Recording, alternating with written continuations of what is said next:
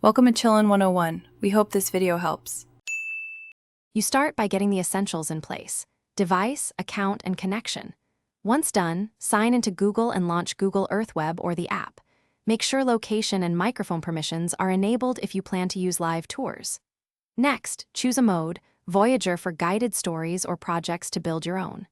You'll create a new project, name it after your lesson, and add your first placemark immediately. This begins the student-facing exploration without delay. You now assemble lesson content. Add placemarks for key sites, then draw lines or polygons to show routes or areas.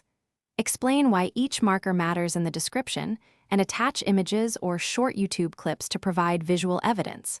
Once your elements exist, order them into a coherent slide sequence that matches your lesson flow.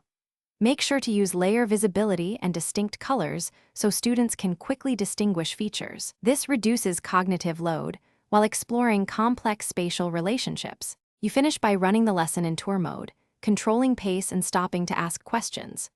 Narrate why each site matters, and use voice notes or captions to reinforce concepts. Share the project link or invite collaborators with edit or view permissions so students can explore or contribute. If students experience lag or missing media, first refresh the page and ask them to clear cache or switch to Chrome. Also confirm file permissions and network access. These quick fixes.